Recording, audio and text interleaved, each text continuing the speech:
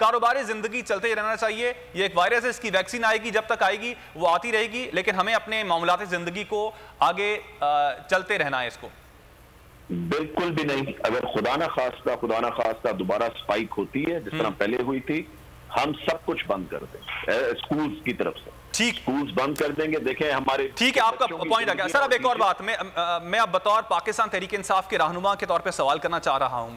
हम एसओपीज की बात करते हैं, लेकिन जब कन्वेंशन की बात आती है, पाकिस्तान तहरीक इंसाफ भी कन्वेंशन करती है जिसमें एसओपीज का ख्याल नहीं रखा जाता है। दूसरी जानिब पीडीएम के जलसे तो हैं जिन पे आप जरूर तनकीद करेंगे कि वहां पे एसओपीज का ख्याल नहीं रखा जा रहा, लेकिन हुकूमत की जानिब से भी जब इस तरह की बात आती है कि एसओपीज का ख्याल रखने जाना है और खुद कन्वेंशन मुनक्किद होते हैं और वहां पर भी एसओपी का ख्याल रखा नहीं जाता है। देखिए, मैं बिल्कुल आपके साथ एग्री करता हूं। आपको पता है मैं कभी भी इस तरह की बात नहीं करूंगा कि अगर हम कोई गलत चीज करें और मैं उसको डिफेंड करूंगा। हमें भी ख्याल रखना चाहिए, वरना हमें तनकीद नहीं करनी चाहिए। ठीक है, तो इस हवाले से क्या पार्टी के अंदर भी बात होती है कि हम कम से कम बतौर हुकूमत में रहते हुए हम कोई ऐसा इकदाम ना करें जिससे गलत मैसेज जाए? आपकी जानिब से जब हुकूमत इस तरह के इकदाम कर रही होती है तो मैसेज अवाम में यही आता है कि हुकूमत की जानिब से ओपन है सब कुछ, हुकूमत खुद कर रही है, तो ठीक है हम भी फिर करते हैं। ना, नहीं, बिल्कुल आप इस बात को ठीक कह रहे हैं कि हमें सबसे पहले अपने आप को देखना चाहिए, उसके बाद किसी और पर तनकीद करनी चाहिए। जब तक हम खुद चीज का ख्याल नहीं रख सकते ना एसओपीज का, तो हमें किसी और को भी कहने का कोई हक नहीं। अच्छा, अब सर थोड़ा सा हम पाकिस्तान तहरीक इंसाफ की इत्तेहादी जमातों के हवाले से भी मैं आपसे बात करना चाहूँगा।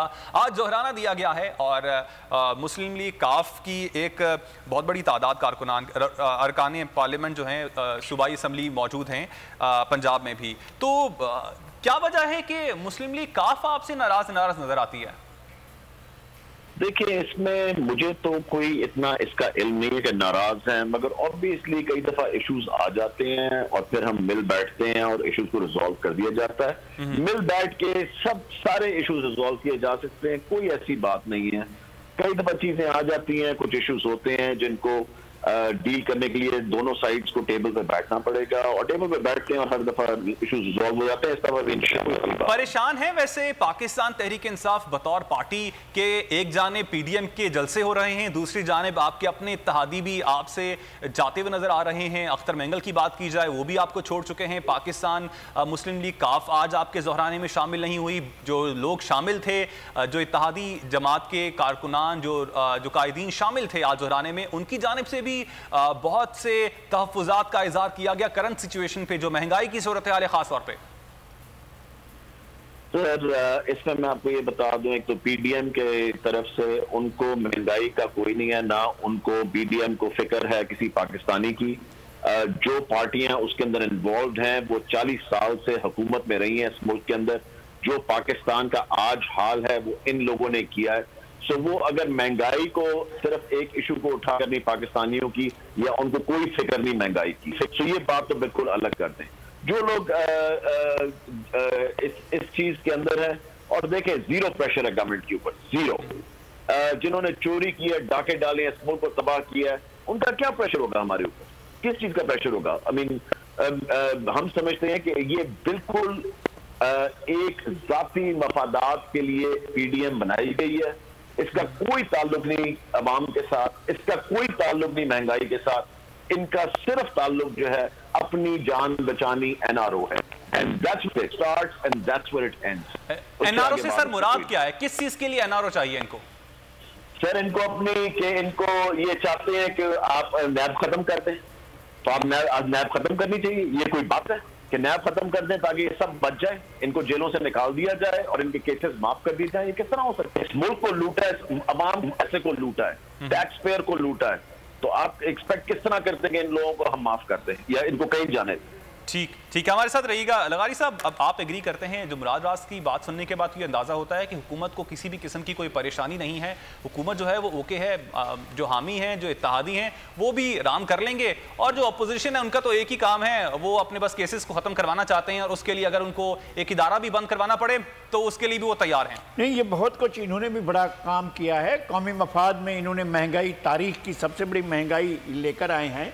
इन्होंने कौमी मफाद में जो है कीमतें इतनी बढ़ाई हैं पेट्रोल की कि जनाब दुनिया में पेट्रोल लोग लेने के लिए तैयार नहीं थे और लोगों ने इंपोर्ट्स बंद कर दी थी और उनके पास रखने के लिए जगह नहीं थी। इन्होंने अपने मुल्क में जो है वो किया, लोगों ने ख़रीदा। दुनिया भर में लोग आसान कीमतों पर ख़रीद रहे थे, कम कीमतों पर ख़रीद रहे थे, ये ख़रीदने के लिए तैयार नहीं थे। और फिर इन्होंने मौका दिया कार्टेल को कि जनाब आप ज़ख़ीरा करो, फिर उनको ये मौका दिया कि गायब कर दो मार्केट से, फिर उनको ये मौका दिया कि लोगों को ना मिले पेट्रोल, फिर उन्होंने ये मौका दिया क्या हो तुम्हारी कीमतें बढ़ाते हैं, फिर 25-25-30 यार ये कौमी मफाद में किया गया था ना। इन्होंने बड़ा कौमी मफाद का इनको ख्याल रहा है हुकूमत को, और इन्होंने कौमी मफाद में चीनी की और आटे की कीमतें जो हैं वो आसमान पर ले गए। इन्होंने चीनी एक्सपोर्ट की कौमी मफाद में, सब्सिडी दी कौमी मफाद में। इनके साथ चीनी के जो बड़ी माफिया थी साथ बैठी हुई थी, कौमी मफाद में बैठी हुई थी, बड़े कौमी मफाद को ये पेशे नजर रख रहे थे। जाहिर है ठीक है, मैं यही सारी चीजें हैं मुराद साहब, अब बात यहीं पे यही आती है, गवर्नेंस की बात आती है। माफियाज के खिलाफ लड़ने की बात की गई थी इमरान खान की जानिब से,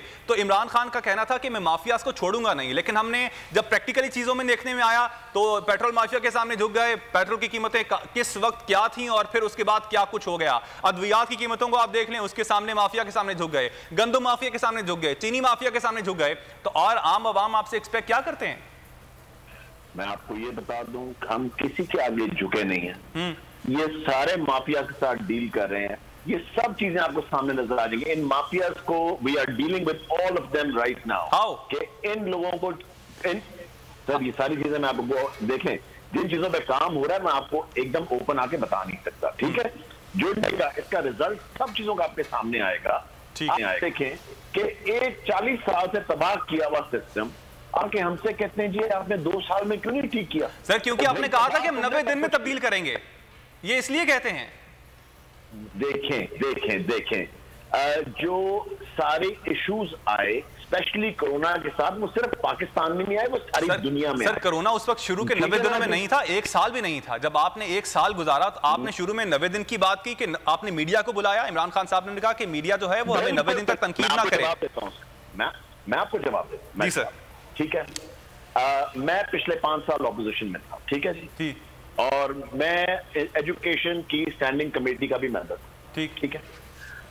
मुझे एक चीज का नहीं पता लगा जब तक नहीं आया और मिनिस्ट्री में नहीं आया कि कितनी तबाह हुई है चीज। ठीक, आपको बाहर बैठ के कुछ नहीं पता लगता, even though you are a member of the committee, you are an MPA, you are an MNA, आपको ये कुछ पता नहीं लगने देते। लेकिन उम्मीद करते हैं कि अब आप सबको समझ आ गई। मुराद साहब बहुत शुक्रिया आपके वक्त। सब्सक्राइब करें और बेल दबाएं ताकि कोई खबर रह न जाए।